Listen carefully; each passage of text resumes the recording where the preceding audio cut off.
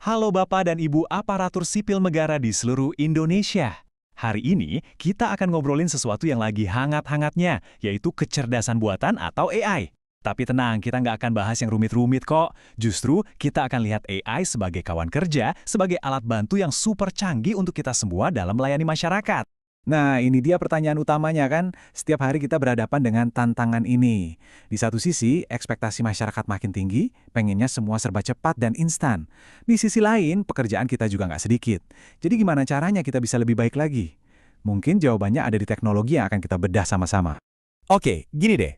Coba kita lupakan dulu istilah AI yang mungkin kedengarannya ribet atau kayak di film-film fiksi ilmiah.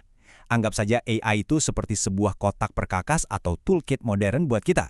Di dalamnya ada banyak alat canggih dan masing-masing punya fungsi spesifik untuk mempermudah kerjaan kita. Penasaran isinya apa aja? Yuk kita bongkar dan lihat 4 alat utamanya. Alat pertama yang kita keluarkan dari kotak perkakas kita namanya Natural Language Processing, atau biar gampang kita sebut saja NLP. Nah, alat ini jagonya dalam urusan bahasa. Anggap saja ini asisten super cerdas yang bisa ngertiin tulisan dan juga omongan kita.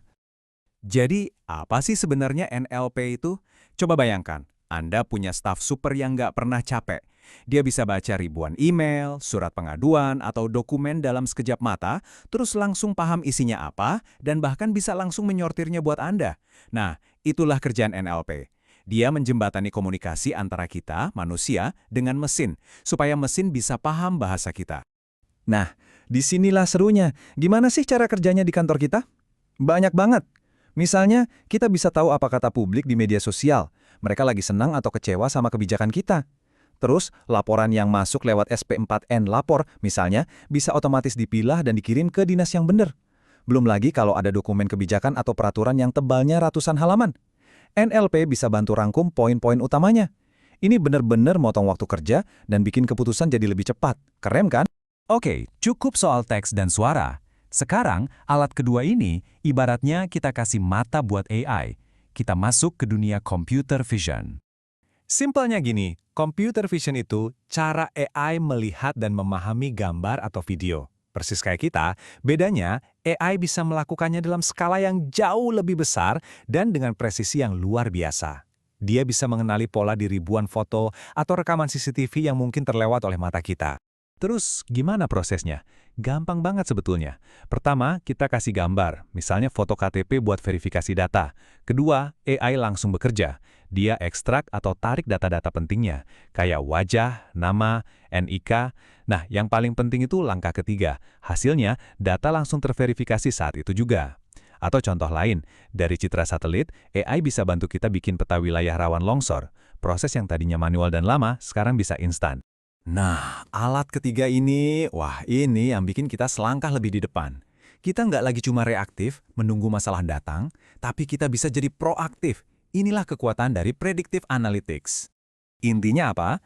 Dengan data-data lama yang kita punya, ya data tahun-tahun kemarin itu, AI bisa bantu kita mengintip masa depan. Dia bisa melihat pola dan memprediksi tren. Jadi ini kayak punya penasihat super canggih yang bisa bilang, berdasarkan data, kemungkinan besar kebutuhan beras di daerah X akan naik 3 bulan lagi. Jadi kita bisa siap-siap dari sekarang.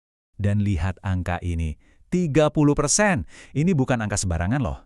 Coba bayangkan, kalau kita bisa 30% lebih akurat dalam merencanakan anggaran atau memprediksi kebutuhan logistik saat bencana.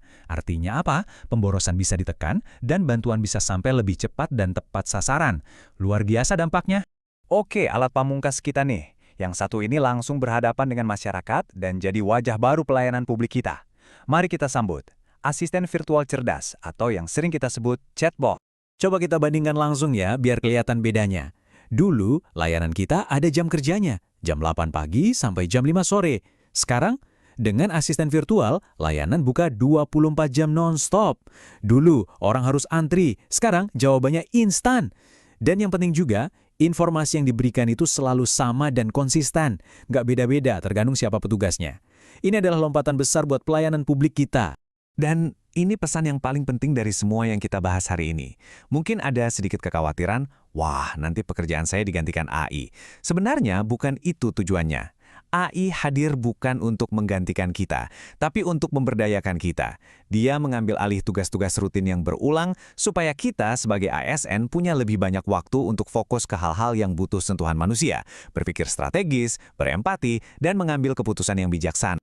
Nah, sebagai penutup, saya mau ajak Bapak dan Ibu merenung sejenak.